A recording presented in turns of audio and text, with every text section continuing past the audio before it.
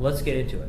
So there's going to be 2 weeks worth of shoulders, and the first thing that we talked about was essentially the shoulder anatomy, right? Or we're really talking again about delts. So if you look at the delts, it's basically 3 heads: front delts, side delts, rear delts. Okay, the delts themselves essentially originate like on here, this what we call the clavicle, but also what you know as kind of like the collarbone, and then also on the scapula, which is back here, where your shoulder blade is. So the delts originate all along here, around this collarbone, clavicle, as well as the spine of the scapula, which you know is like the shoulder blades. So now they insert on the arm here, upper arm. So basically that means they control different movements, okay? The front delt serves to flex my arm upward, okay? So that's shoulder flexion. And the side delt serves to what we call adduct, or actually take my arm away or lift it up to the side. And the rear delt serves to move my arm back this way, or if I'm in a horizontal plane, it'll move it this way. Okay, so again, in a horizontal plane, I'll move it this way, but if my arms are straight, I'll move it back. And then my front delts forward, my side delts adduct out. So that's essentially shoulder anatomy. What that tells you is that you need to hit your delts from several angles because they work in every single plane. Here, this sagittal plane, they work here in a horizontal plane. They work again backward in a sagittal plane, and they even work here in a frontal plane. So when you're hitting the delts, you literally have to hit them from all sorts of angles. From the side, from the front, from the rear, and from a horizontal plane. That's the way that you're going to hit the delts, ideally. So basically the next thing we talked about with the shoulders is, hey, how do I hit them? What rep range do I hit the shoulders at, right? Okay, I know I got to do side laterals, I know I got to do presses, rear laterals, but what rep range? Well, the delts themselves are actually around 50% fast and 50% slow twitch muscle fibers in general. And so basically what that means, if they're 50-50, you should train half the time heavy, half the time you should train more lighter, higher rep, right? So when we say train lighter to moderate, high rep, what you want to do basically is think about like your basic's going to be like probably 12 plus reps, like 12 to 15 repetitions. But you can also do a lot of giant sets. So for example, Andy and I were talking earlier. Andy's actually doing a competition. The Europa. Orlando. In Orlando. When is that? May 20th. May 20th. It's so finalized? 95%. Yeah. 95%. Come on, Andy, make it happen. So and Andy's competed before, but basically his shoulders have seen a lot of growth too in giant sets. And giant sets are basically like, for example, I might do a shoulder press, I might do side laterals, and then I might do upright rows. It's more than 2 sets straight. That's going to hit more of those slow twitch fibers, whereas heavy lifting is going to be like 6 to 8 repetitions, 3 to 5 minutes rest, and that's going to hit more of those fast twitch fibers. Remember also, you're going to have to rest as well during that time period, so you're probably going to rest anywhere from 2 to 3 minutes. Whereas on your light days, when you're hitting the slow twitch fibers, you're probably going to rest anywhere from 30 to 90 seconds, depending on whether it's a compound movement or whether it's an isolation movement. I see William Wallace just joined us, and what actually William brings up a good point. So you guys who follow, go to the ASPI. That's our. We also have a social platform on ASPI. Will does a ton on that, but in studies, and this is why I have problems with studies. They equate volume, right? It makes 0 sense. Volume's like how much total weight you lifted. So if I'm going to do 12 to 15 reps, and I'm comparing that to like sets of 5, and I'm equating for volume means total weight lifted, it's retarded. Because naturally when I go to the gym, I'm going to lift more total weight if I'm doing sets of 12 and resting 30 to 60 seconds than if I'm doing sets of 5 and resting 3 to 5 minutes. Like powerlifting and stuff is not meant to equate volume to hypertrophy day. In fact, a hypertrophy day by nature is supposed to be high volume. So it's like when scientists do this, it makes zero sense at all. Like, I don't get it. It has no real world application. It's like test tube garbage. All right, next. Now, what were we on? That was. Thanks for bringing that up, Will, because that stuff pisses me off. So next thing here is grip on military press. So that was the third lesson that we talked about. So think about it. A lot of times you ask yourself, what should I do, right? I'm doing military press. I'm here. I'm pressing. And what should I do when I do a military press? Well, you got to ask yourself, what's the goal? What are you trying to accomplish? Front delts are flexors, right? So if I have a closer grip on military press, I'm working more shoulder flexion, okay? So close grip is going to hit the front delts more, right? But on the other hand, if I want to hit my side delts, wider grip is going to have more adduction, meaning my arms are going to be going more away from my body, right? Adduction is going to hit the side delts more. So if I want to hit the side delts, wider grip is going to be better. If I want to hit the front delts, closer grip military press is going to be better.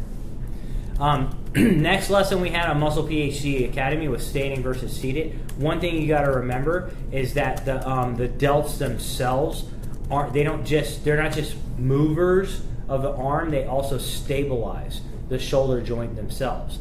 And when you're in a less stable position, when you're seated or standing, the answer is standing. So when you stand up, you have less stability. It's going to recruit more muscle activation, more motor unit recruitment out of the delts. In fact, researchers showed anywhere from an 8 to 24% increase in muscle activation, basically when you stand and do military press versus when you are seated and do military press. So there you go. Next thing we talked about was bench press angle. And basically when you go from decline bench up to incline, like 45 degrees at incline, your front delt activation kind of peaks, okay? And then it plateaus even when you go up to vertical. So for about 45 to vertical, front delt activation is peaked. So basically if you're going to hit your front delts or you're going to hit your delts, having like an incline bench can be beneficial for that. Now, a lot of you might go, someone was on our Instagram and was super friendly. He's like, yeah, well, no, you know what? I knew that already. But the thing to understand is this.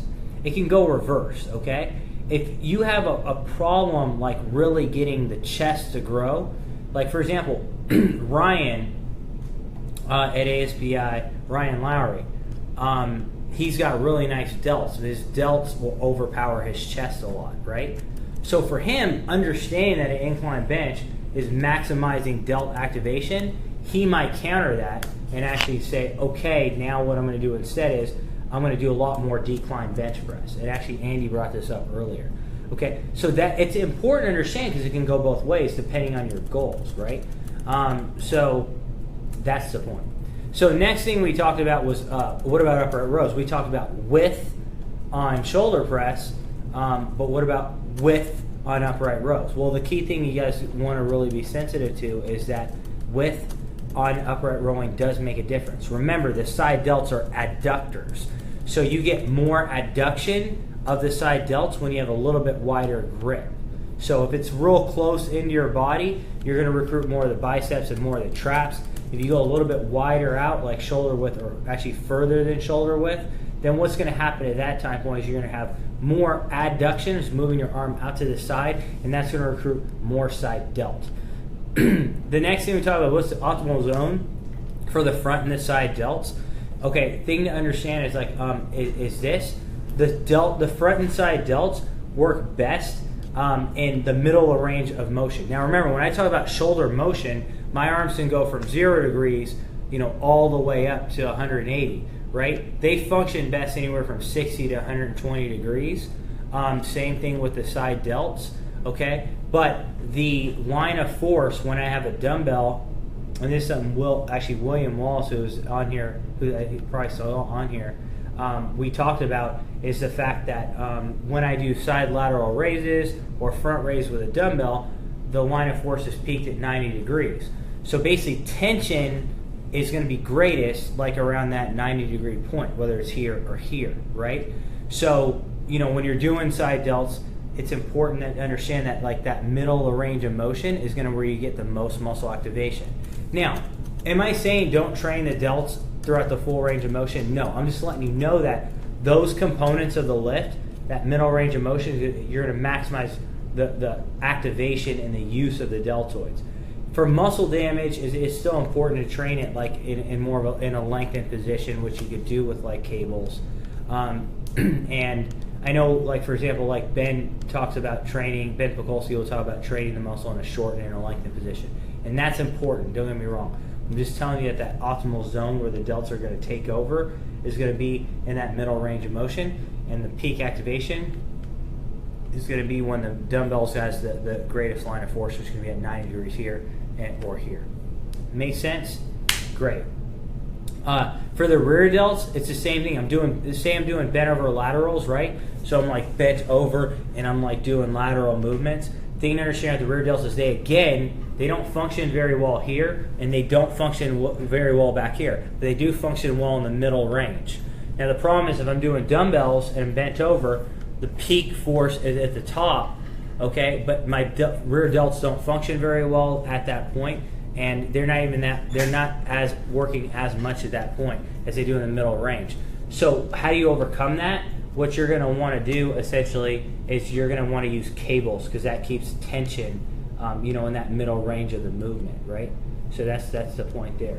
So let's summarize this up right here. Delts, they essentially originate, along the clavicle, on the spine of the scapula. So they're going to work. If you want to train the delts, you got to hit them in every single angle. Front raises, rear delt laterals, side laterals, presses, close presses, wide presses, right?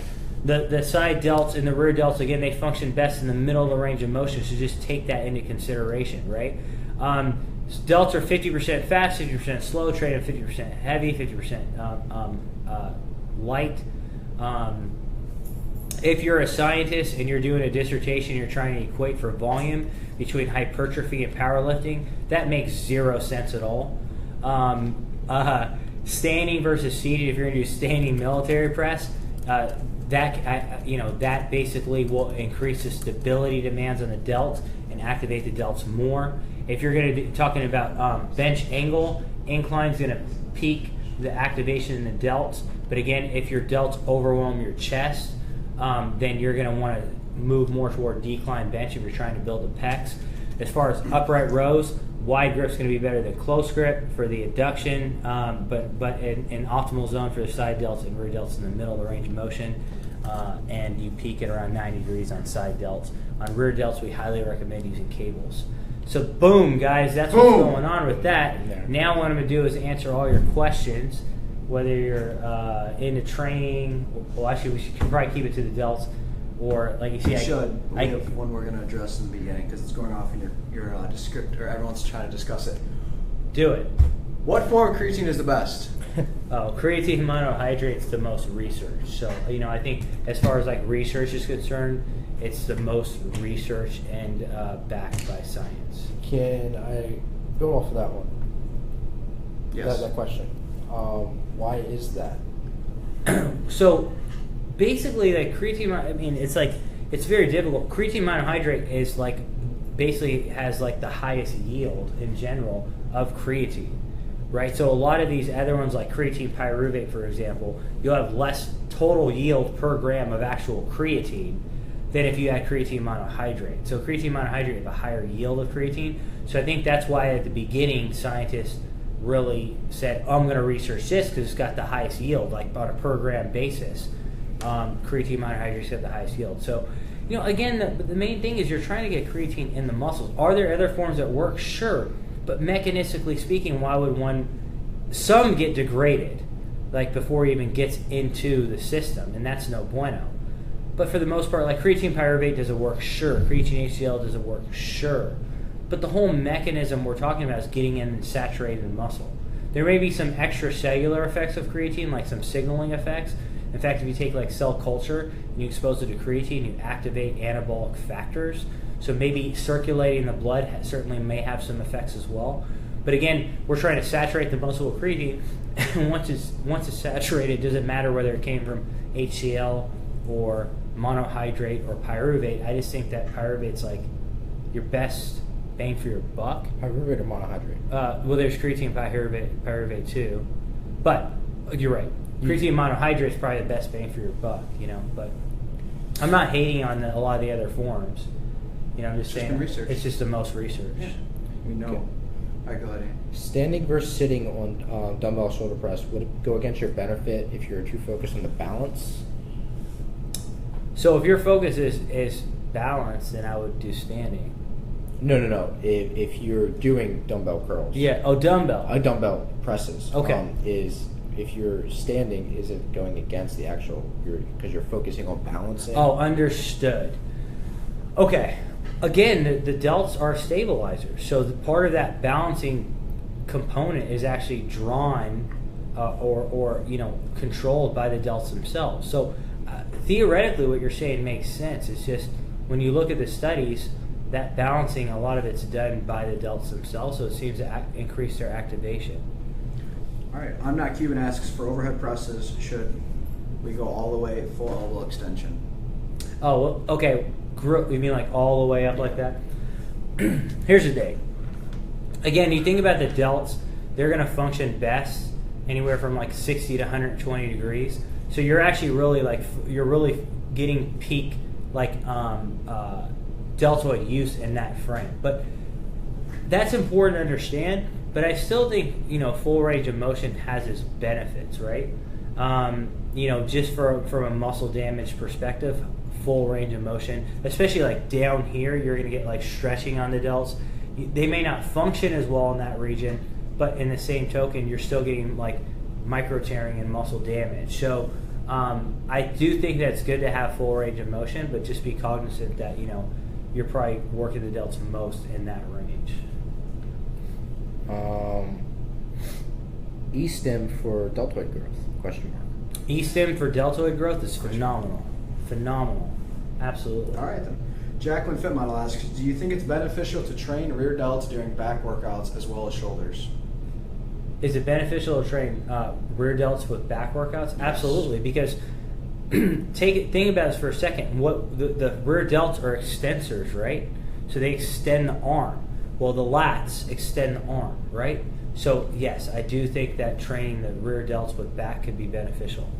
For rear delt activation, better via bent over rows with elbows bent or elbows straight. So if you're doing it like this, elbows bent or elbows straight. Oh, that's a really good question. I think like slight bend is good overall for like rear delts. As far as like the main thing is like trying to select a range. For example, you don't want to like have your arms too like in like this when you're doing like rear delts, right? You kind of want to have a slight bend out there, is what I would recommend. All right, a little bit off topic, more applicable to this week really quick. Effect of pre and probiotics on muscle recovery will increase nutrient absorption. So pre and probiotics are going to increase gut health, which potentially could lead to greater absorption of nutrients, particularly people who have a lot of gut health problems. Okay, and that was Prince Yash, 19. Very cool. So, will my insulin sensitivity increase when I'm 10% body fat, and can I increase my carb intake to support my training? Okay. So here's the thing. When I'm assuming you're saying that when you lost fat to get down to 10%, will your insulin sensitivity improve? The answer is yes. The real question becomes like, where did that insulin sensitivity increase? Because insulin sensitivity can increase in muscle and fat. So just saying. So it's not that simple, like all of a sudden I can start carving up. So I think the thing to understand is like if you got to 10% by using very low carbs, and then all of a sudden you think you're insulin sensitive so you can bump your carbs up very high, you could be in for a rude awakening, right? You have to readapt to that. But the point is, yes, insulin sensitivity improves with fat loss in general, but again, that insulin sensitivity can go up in fat and muscle. So just be cognizant of that. Any benefits to behind the head military press? That's a really good question. Here's the thing. The main benefit that you're going to get when you're talking, one benefit is you're going to get less chest activation. So your chest is going to be taken out of the game when you're doing like behind the neck military press. And the other thing I would say that potentially could be benefit, and a lot of people think that that's dangerous, so you don't want to go super high weight with that. The other thing that potentially could be beneficial is the fact that we know that with the delts or any muscle, you need novelty. You need something new. You constantly have to change the exercise selection. And so that's another benefit. It's just a variation of the military press. If you do the same military press every single time at the same angle every single time, that's a problem. So, okay.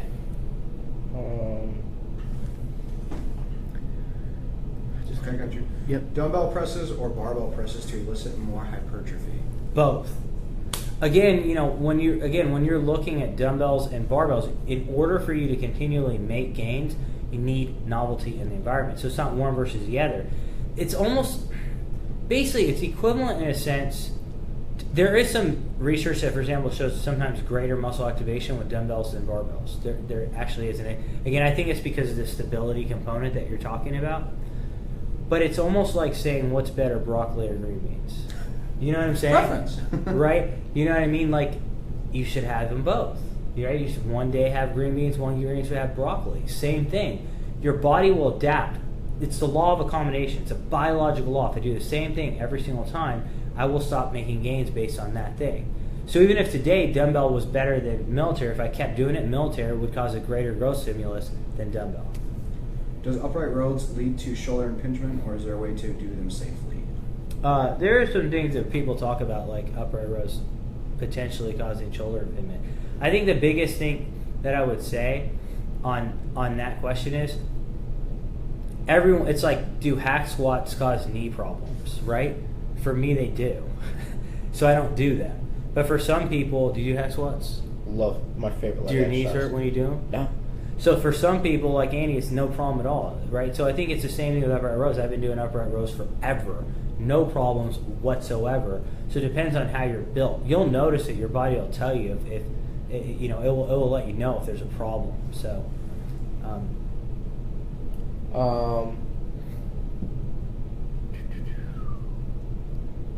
Somebody keeps asking also, have you written any books? And if so, where can I find them? okay, well, let me see. Did I drop that? We kept Well, being yeah, slow. no. We Yeah, stay but there. new people. Yeah, just saying, books coming out.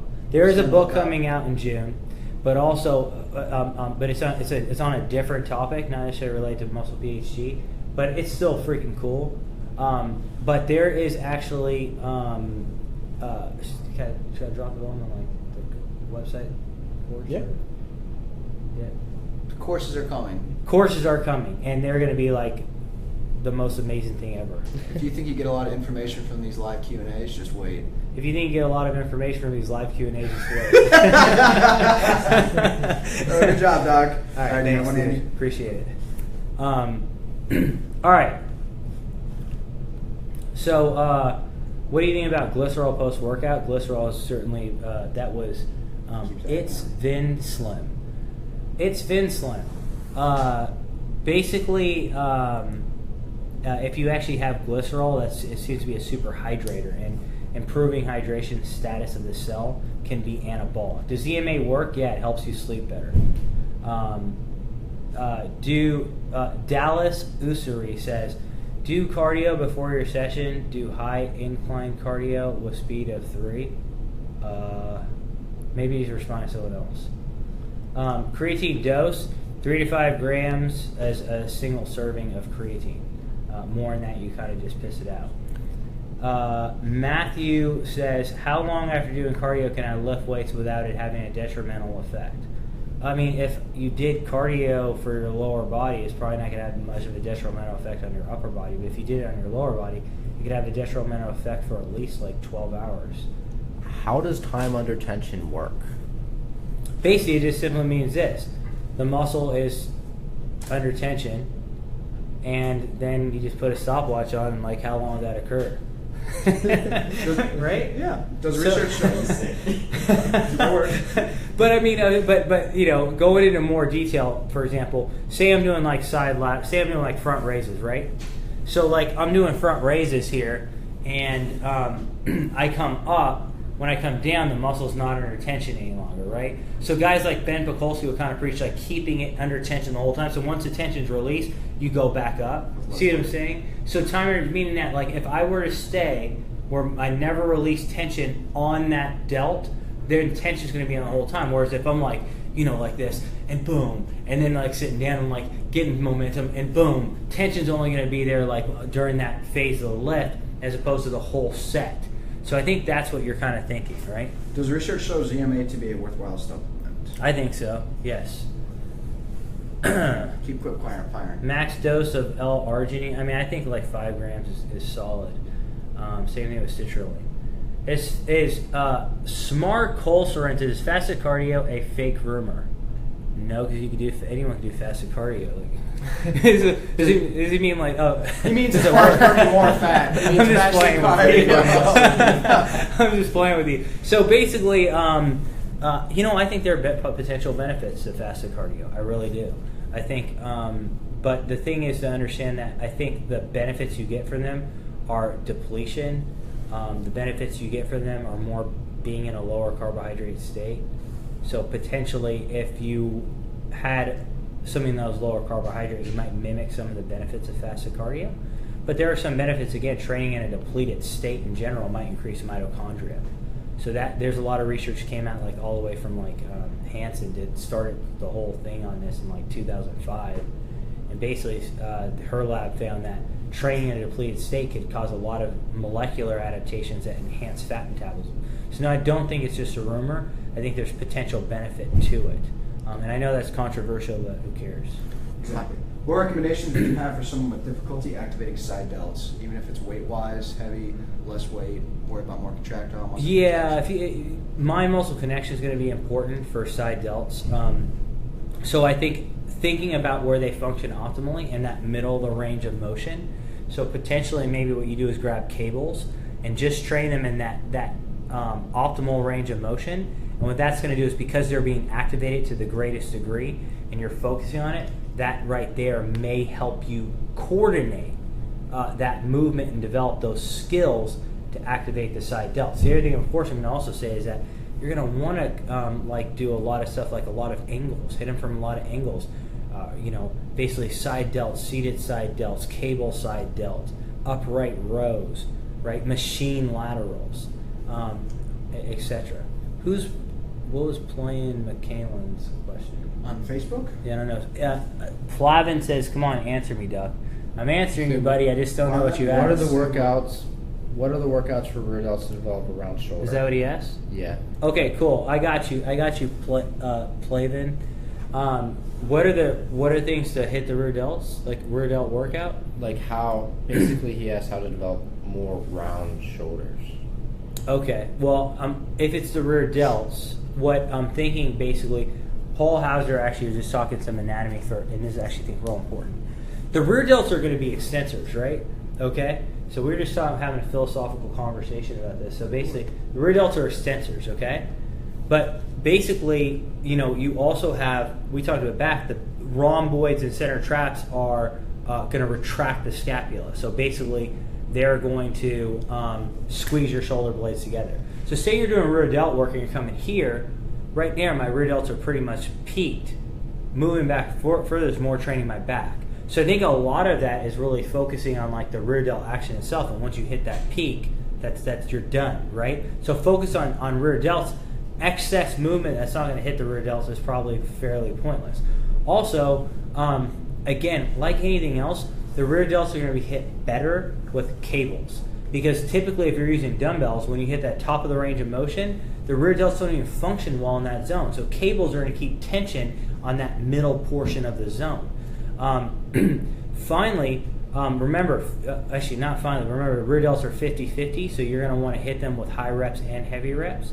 And remember, you got to hit them with a lot of angles. So it's not just bench over laterals, it's going to be cable laterals. It's going to be, standing cable laterals. It's going to be face pulls. You need to hit them from as many different angles as possible, and then you got to develop a mind-muscle connection. I was just reading a study today where basically muscles in the back, which the rear delts are back there too, that when you focus on the muscle and actually palpate it, so say like Annie's over here, So say Andy's like doing a rear delt, and I'm kind of Let him like, see you. Let him see you. Can you see yeah. him? So Andy's like here, and he's hitting the rear delts, and I'm kind of just right here, right here, right here. It actually might increase activation of the rear delts. So even having your partner like palpating it for a while, now you get them. Once you've gained that mind muscle connection from that feedback, Andy wouldn't need that anymore, right? Or you wouldn't need that anymore. So does that help out? Does that give me a thumbs up if you like that answer? So, all right. One more question. One more. Do you have one on there? Okay. Here's a good one. Yep. I got one. After post-workout, an iso weigh or a combination of weigh? Much more applicable again to this week's infographics. So iso weigh or a combination of casein. Oh, Slow. let me say this.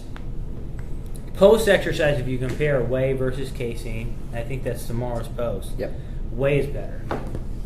Now, there are studies that have come out, and I think out of Texas Medical Branch, and basically what they found is that like the combination of the two you'll get just as much benefits. So it's fine to have a combination. I just wouldn't just have casein. Personally, I'd have whey, but if you had the combination, I'd probably still at least go 60% whey. So.